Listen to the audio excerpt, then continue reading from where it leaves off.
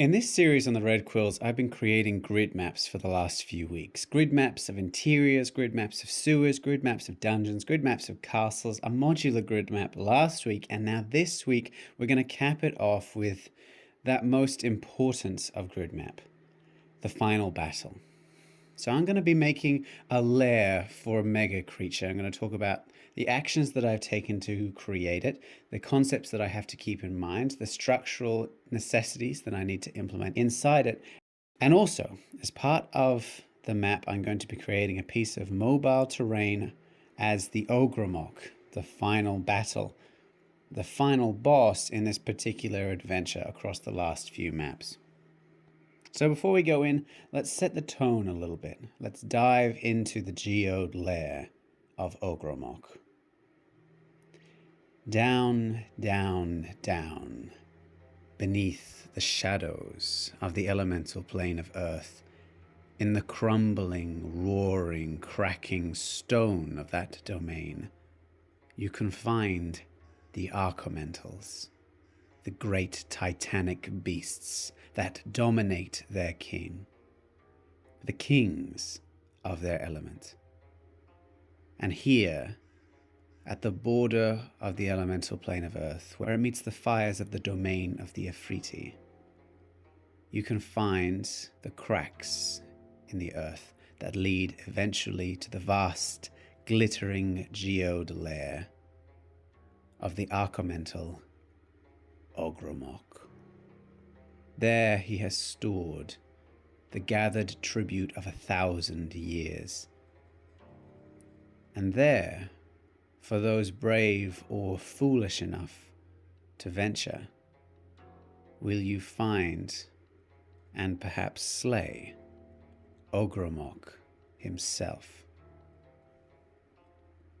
So, in this episode of the Red Quills, we're going to go into how to create that lair map, the concepts of grid maps. We're going to finalize a lot of the processes that we've talked about so far in making them. And I'm going to summarize and finalize the story that we've been working on in partnership with Conflux Creatures, with his last stat block for this collaboration, which is the stat block of Ogremoch himself. So, now that we've set the stage, why don't we delve right into creating it? I'm going to start with a blank A2 sheet of paper. Now for this one, you can use a piece of grid paper. It's not necessary, but because I'm painting this particular map, I do like to use the A2 because it's thicker, and I do like being able to erase the grid map from the outside of the map itself so that I can draw in notes later without it being too interfering with the grid. That's just a matter of style. But when you're creating the map, you need to be aware of how large you want it to be. In this case, the Ogremoch's main body occupies a square 40 by 40 feet. And he stands at about 100 feet tall. So I'm going to need a map of considerable size in order to fit him and make him comfortable and appear. In order to fit him and make his movement and his size more apparent. So while I'm sketching out the grid map, why don't we talk a little bit about the elements that you'll need when creating your lair, because there's two major kinds of element that you want to incorporate when creating a lair map. And the first is the structure. The structure of the lair itself, you'll need to think about the various kinds of combat that you want to make use of. You want a large open space, which is the majority of your map, so that you can have a pitched battle and your enemy can make the most use out of their size and their abilities. You're going to want to incorporate a bit of verticality, some ledges and heights, so that your players can get above or confront a flying creature. And you're going to want to incorporate some pockets and hides as well. Any good combat will involve no small element of desperation. When your players get really desperate, they're going to need somewhere to try to hide. And in this case, I've got a couple of corridors and I've got a little pocket cavern off the main cavern so that they can hide in there and maybe even try to get a short rest in the middle of the battle. Now, the other kind of aspect to a lair map is a functional aspect. When you're creating it, you're going to want to think about the action elements. So like the lair actions, if you're creating a dragon's lair, for instance, dragons have a lot of elemental abilities that you're going to want to incorporate. You're going to want to bring in some interactable elements like crumbling cliffs or falling rocks or explodable barrels, things for the players to make use of. Later on, I'm going to be adding in some elemental crystals, implying that anything within Ogremoch's range will slowly turn into a precious gem, including the elements from the other adventurers that have come to confront him. And of course, you want to consider adding in an enclosing space so that your players are trapped within the confrontations. They can still have pockets in which they can hide, but they won't be able to return to the outer world until they've defeated their enemy. That one isn't strictly necessary, but it's something for you to think about. So why don't we take a quick look, as I'm painting this out, on the overall structure of the lair that I'm creating here. So as you can see, I've got the main chamber, and it has an antechamber there as well that they can flee to if they want to, but they can be chased by the minions that Ogremoch can summon. We're going to talk more about his abilities later, but I've constructed this lair with his stat block in mind. So I know what he can do, I know the elements that he can summon, so I know that he can block off the entrance to the cavern, which is great, but I'll probably have him block off the main entrance on the far left, rather than the one to the antechamber. So if the players do run in there away from Ogremoch, Ogremoch can summon his minions to chase them into there, and they can have a smaller pitched battle against different enemies to vary up the combat that they're experiencing. I've got a passageway that's too small for Ogremoch to get there, so that's a kind of hideaway if they need it. If they need to take a breather or drink a health potion, patch their wounds, they can drag their downed allies into the passage and perhaps revive them there with a bit of a breather. But the passage leads up onto a ledge, which also, as you can see coming off it on the map behind, has a couple of outcroppings just off it. So you could jump from the ledge onto the outcropping, and if you time it right, onto Ogremoch himself, and access his head and his weaknesses from there. So the ledge is about 60 feet high, which is about the height of Ogremoch when he reveals himself. You've got a pocket chamber off there as well, in which the players can take a short rest. And later on, I'm going to add in a few clues in the terrain itself to show them that while they can try to rest there, it's not a long-term solution. I'm going to add in a few skeletons, a bit of a campfire, abandoned supplies, so that they can restock if they need to, but they know that they won't be able to rest. And the optional extra for your map is a sanctum, somewhere for the enemy to store their treasure. In the case of the Ogremoch, when they kill him, the earth itself will open up from underneath and reveal the treasure. But if you're creating a lair for a dragon, you're going to want somewhere that they can store their hoard. And so the sanctum is the option for that. So now you can see I've outlined the main chambers. I've got the inner wall in a brown and the outer wall in a black in the same way that I did the modular tiles so that it matches up with them. I've added in some crystals. They're going to be elemental crystals. I'll talk about those in a minute, but they're going to be an option to use in combat to either hinder or help the players. And now I'm going to go through and I'm going to outline the walls as well. Same style as I did for the modular terrain to give it that continuity, but also because I quite liked the way that it looked.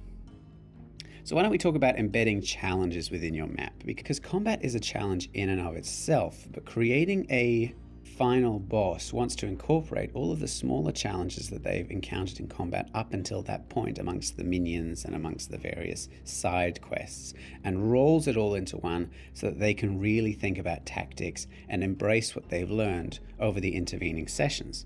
So in this case, you're going to have 4 different kinds of challenges: physical challenges, interactable challenges, cognitive challenges, and roleplay challenges. So here's how you can bring them in. So for physical challenges, you want to think about adding in difficult terrain, like the crystals I've got here, which are not only elemental-based attacks, but they also slow the players. You've got cracks, choke points, and corridors, all ways of either slowing your players down or forcing them into close quarters fighting. You're going to want to think about layers and height differences, particularly if you're encountering flying enemies. And another thing to think about that I haven't used on this particular map but is an option for you is changing terrain. I can embrace it a little bit when I create the Ogremoch's outline later on, because he is a piece of terrain and he does move around. But if you're working with the lair of any magical creature, the ambient magic can change the terrain in such a way that it changes at certain points. Either becoming larger or smaller, elements can move around. It can move like a giant clock if you're working with anything from Mechanus. So it's entirely up to you how you embrace that, but it is an option for you to think about.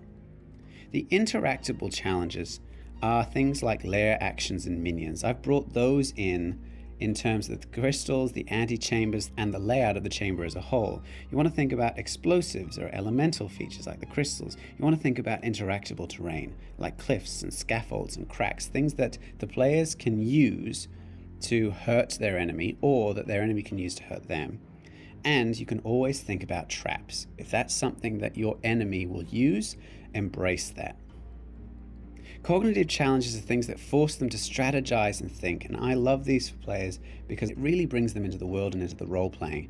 And you can have things like not only strategy within combat, but also role play accessible assistance. So if there's the possibility of allies around, as other captives, as trapped animals, as elementals that they can win over to their side with a persuasion check. You can think about having complex mechanics, if mechanics are a thing that your boss will use, if they have a lot of minions, if they're particularly clever. And you can have things like predictable patterns, which brings us back to the concept of changing terrain. If it's something that happens fairly regularly, they can plan for it and strategize around it. And the last one are role-play challenges, which come into role-play accessible mechanics a little bit as well, but things like necessary sacrifices, twists, and moral dilemmas. You can have places on the map, you can have specific chambers, specific challenges drawn into the combat itself, so they have the option of accessing these things. Maybe if they sacrifice some weapons or some gold, or even a point of exhaustion, it'll give them an advantage over their enemy.